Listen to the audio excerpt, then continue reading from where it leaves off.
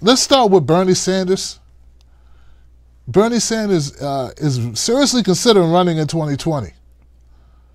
And I know with a lot of people supporting him across the internet, and you probably heard it if you associate with people who are progressive, you hear him talk a lot about Bernie, but Bernie's never officially said that he was running for anything. But with the new release of a book, Bernie Sanders has been making the rounds. But I think the most important thing, as we sat around that room in our home in Burlington, that we understood is that we had forced the American people to go outside of the media, go outside of what Congress talks about, and think big, not small. To ask questions that are not going to be asked on CBS and not even Fox Television.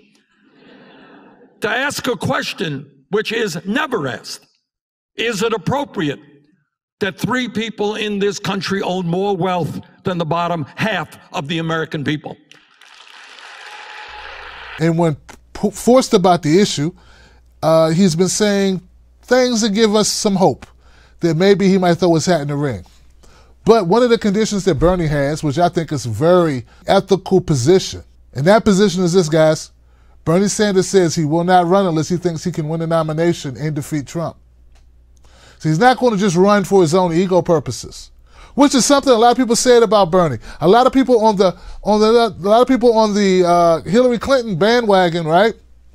They blame Bernie for running. So they said Bernie had a big ego, that's why he was running. Being president, and I am proud to stand with her today. Thank you all very much. How can you say that Bernie was egotistical to run if Hillary ran twice and you didn't call her egotistical? So back to it, man. These people, I don't know, man. But it doesn't make sense what they're saying. That criticism is BS, bogus criticism, right? So anyway, Bernie said he won't run unless he thinks he can defeat Trump. He don't want to waste his time. He don't want to waste your vote. He don't want to waste your time, and I appreciate that. So Bernie Sanders' decision about running for president again has become less about ideology and more about electability. Electability. That's what it's up. That's what it should be, right? Look, now Senator Nina Turner said something once to me that made a lot of sense, and it stuck with me.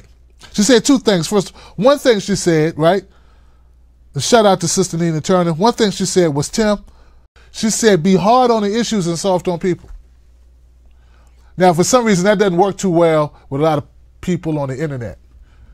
They want you to be hard on people and hard on issues. The other thing she said was, it's not enough to be right. You got to win. See, we got people that depend on us to get these policies right. We got people that depend on us to make the changes that need to be made because literally lives are on the line. We don't need just a bunch of moral victories. Your kids can't eat moral victory. Your grandparents can't afford their medication off of moral victories. But they can afford it off some legislative victories, though. Yeah, some legislative victories, that might get it done. That might get grandma her blood pressure medicine.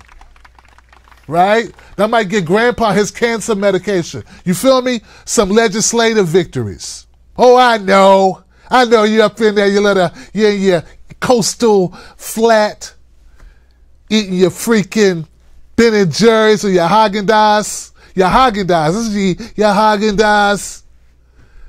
Got the AC running. You don't care that we're freezing here in the East Coast, but you're on that good coast, the coast where it's nice and warm. You in your tank top, almost December in a tank top, eating your Haagen-Dazs, talking about, I have my ethics. I will not support him because his shoelace is untied. Meanwhile, we got people dying. We got people literally, not figuratively dying, like you die when the ice cream's gone. Oh, my ice cream gone. No, people literally dying, mofo. So anyway, back to Bernie Sanders. Now, there's an article that was written by Isaac DeVore for The Atlantic, And I've been critical of DeVore in the past because I felt that DeVore is very critical of Bernie Sanders. But in this particular article, he's not very critical. He's more just telling what's going on with Bernie's new book and what that might mean if he happens to run. He said Sanders is trying to figure out where he goes from here.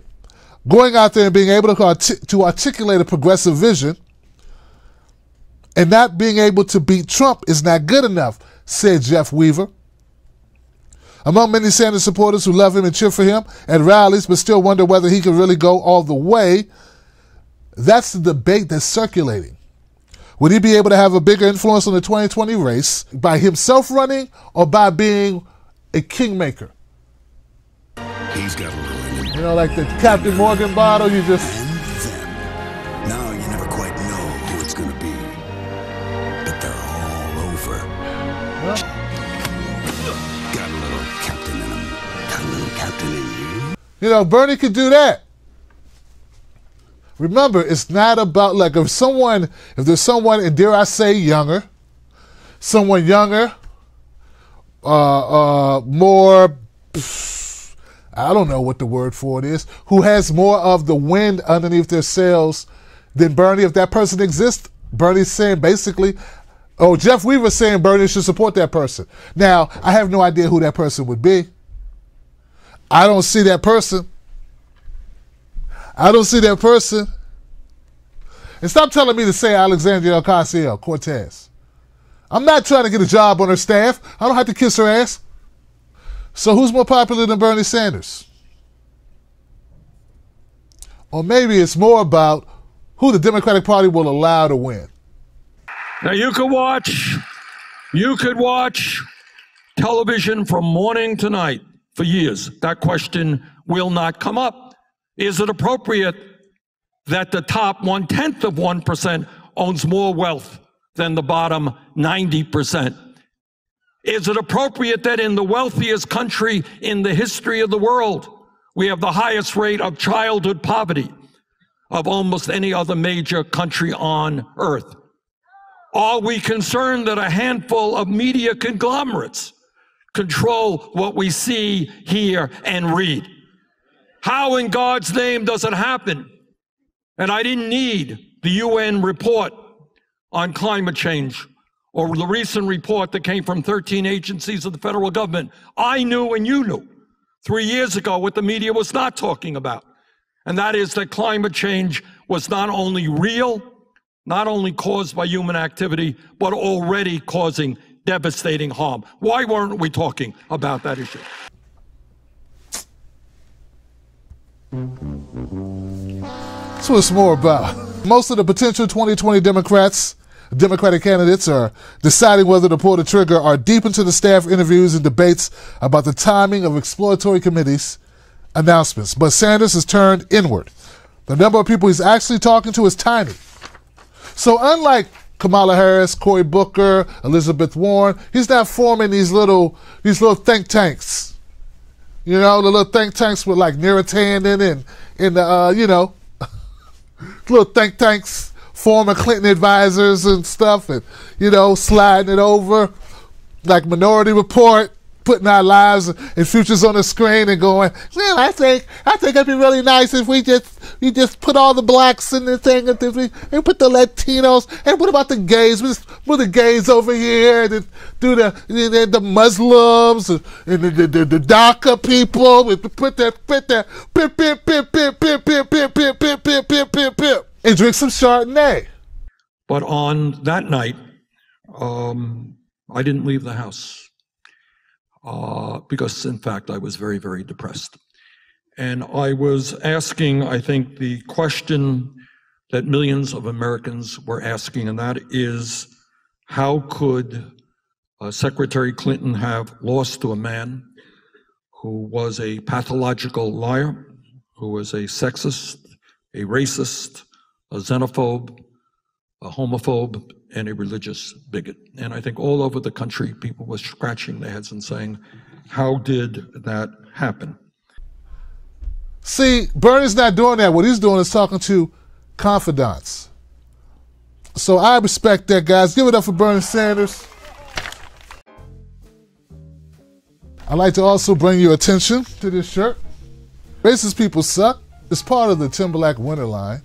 Available on my YouTube channel. If you go there, you can find it. It's ttlmedia.spreadshirt.com. It's my Spreadshirt shop, my Tim Black gear shop. You can find it on YouTube. You can find it on Twitter. You can find the link anywhere. Just Google Tim Black gear.